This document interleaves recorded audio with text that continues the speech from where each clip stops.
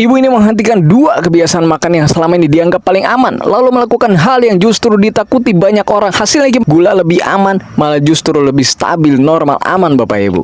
Apa itu? Kita bahas. Nomor 2 bikin Anda kaget. Tonton sampai habis. Bapak Ibu, kalau Anda mau konsultasi, tekan tanda plus, komen mau konsultasi, lalu inbox.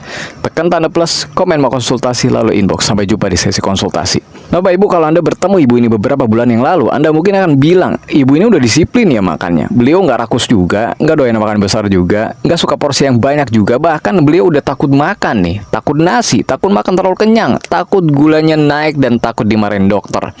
Takut dibilang bandel. Karena itu beliau memilih cara yang banyak dilakukan banyak orang, yaitu apa? Makan utama dikurangin, porsinya kecil, sering nahan lapar. Tapi setiap kali perut terasa kosong, ada penolong kecil. Penolong itu nggak kerasa kayak makan, nggak bikin kenyang, nggak bikin bersalah, justru malah bikin ringan, aman, dan bahkan direkomendasikan. Dan disitulah masalahnya diam-diam tumbuh. Awalnya nggak ada keluhan besar, cuma cepet lapar doang, badan gampang capek, sering pengen ngemil lagi, dan malahan hari susah bener-bener rileks. Selalu muncul tanda yang lebih jelas Pak Ibu. Kakinya kok jadi kesemutan ya, jari kebas ya, berat badan naik pelan-pelan ya. Tapi makan besar rasanya jarang, bingung dia. Anda juga kayak gitu? Coba komen, saya juga.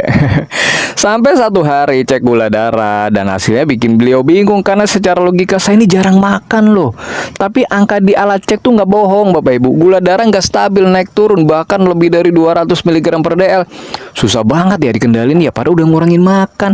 Nah di titik ini banyak orang menyalahkan tubuhnya sendiri. Ah dia memang udah dari sononya gini, udah penyakit, emang udah keturunan. Ada juga kayak gitu gak? Nah tubuh ini Bapak Ibu, tubuh ibu ini bekerja sangat keras sebenarnya. Hanya saja dia terus diberi sinyal yang salah. Setiap kali insulin mulai istirahat, dia dipanggil lagi. Tiap kali gula mulai turun, dia dinaikin lagi. Sedikit tapi sering, berulang-ulang tanpa jeda. Sampai akhirnya ibu ini tuh melakukan sesuatu yang gak banyak orang mikir ini masuk akal.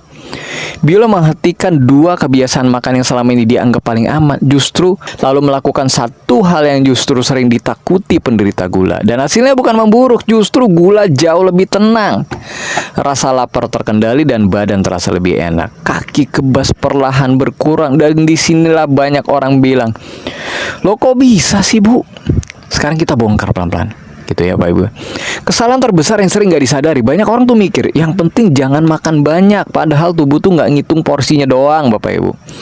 Tubuh menghitung frekuensi sinyal. Tiap karbo masuk, gula naik, insulin keluar. Kalau ini terjadi jarang teratur ya nggak apa-apa, tapi kalau misalnya sering